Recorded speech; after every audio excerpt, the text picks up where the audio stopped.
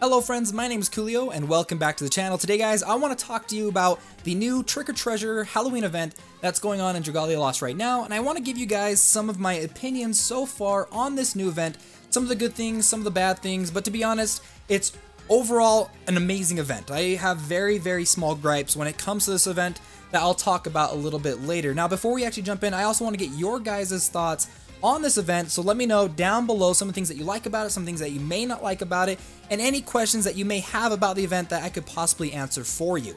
So the first thing I want to talk about is the new summoning banner that we have.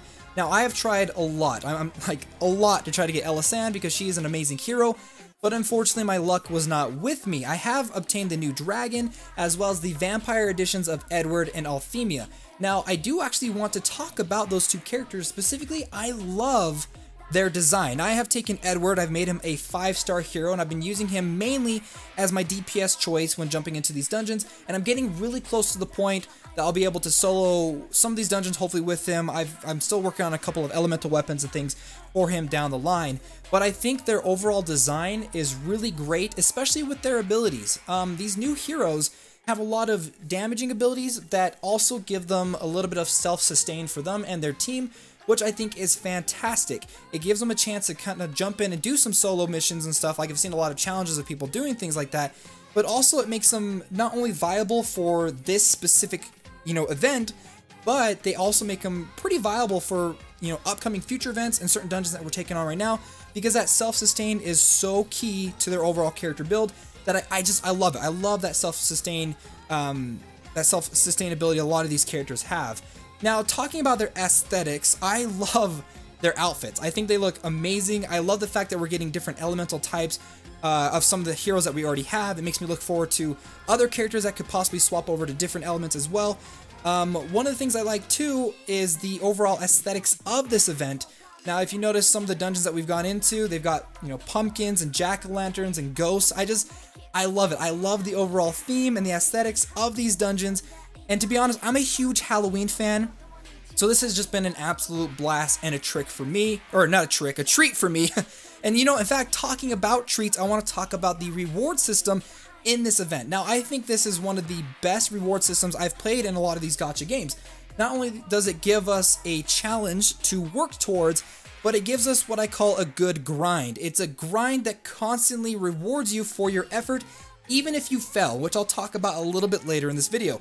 Now, the event not only gives you treats that you can use to exchange for materials to strengthen up your heroes, but you can also obtain free rewards simply by hitting certain milestones by attaining those treats, which is so awesome. I always love seeing like how many treats I can get to the next reward, and it just gives you, there's just so much stuff that this game is constantly giving you. And we have special limited endeavors that we can complete. So the game just gives you like overall like 3 different reward tiers and systems and gameplay mechanics that you can use to constantly get rewards back and to increase the overall power of your characters. Now, they've got a whole bunch of new story and new dungeons in this game. Specifically, I want to talk about the boss battle dungeon and the challenge dungeon.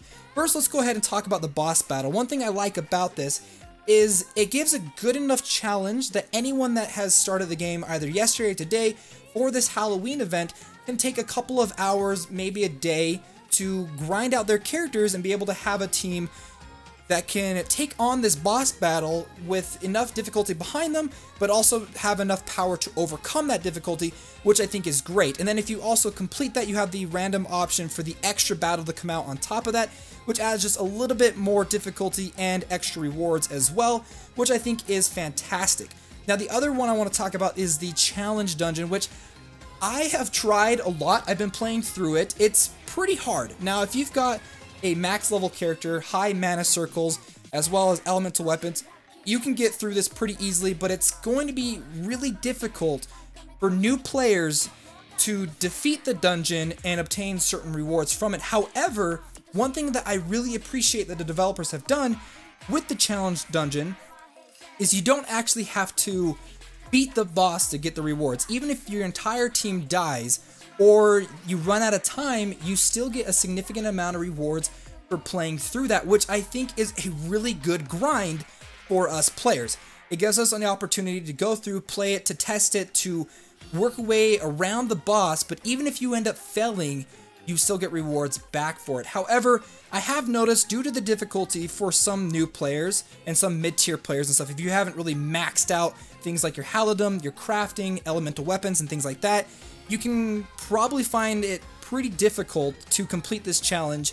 And one of this comes to my first complaint about the challenge and overall about the game itself, is because we can't jump into the challenge battle with other players, you have to rely on the soul strength and might and defense of your other elemental heroes. Now the game, some of these challenges do require you to take a full team of light heroes, and some of us may not have a maxed out level full 4-team light-based heroes with light-based dragons, and so some of us are working hard to try to get those and level them up, but you're going to find that your artificial intelligence controlled heroes are constantly standing in the red zone, and it's really, really frustrating. Now, that's something like if they could just unlock the co-op portion for the challenge battle, it will give us a chance to play with you guys, because one of the things I love about the game is the fact that I can play with you guys and jump into some of these dungeons. But this new challenge level one, because you can't jump in and play co-op, you have to solely rely on your own stamina. You can't use your Gether Wings to play with other people. It restricts how much you can grind through it, as well as you're going to miss out on some of the 3-star endeavors because you've got your own team constantly dying. Now, I have seen people that just jump in and solo battle through it, which is great, but some of us may not have a character that high of a level, and say you're solely trying to rely on your 4 team to kind of grind through it and use the overall DPS from your 4 characters. It can be a little frustrating as you're sitting there, you're dodging around, you're doing good, and then your healer gets wiped out because he freaking belly flopped on top of the healer, killing them. It can be very, very frustrating. Now, the only last little thing that I have about this new event, and it's a very small gripe, is when you defeat one of the special event dungeons, you obtain these trick-or-treats, or I can't remember exactly what they're called, these treats, and you're trying to attain a whole lot of them so you can get through the milestones. However, some of the challenges that pop up, they don't tell you what those are in advance. Now, if you play through it enough times, you can go through and read it and kind of figure out what it is, but it would be nice to be able to click on the level, click on, like, you know, the magnifying glass or something so we can see what those challenges are so we can prepare better for them rather than going into it blind. Well, guys, I hope you enjoyed this video. Don't forget to let me know what your thoughts are on the Trick or Treasure event down below, and don't forget to subscribe and like the video, and get ready for some more Dragalia Lost content video coming in the future. See you, my friends.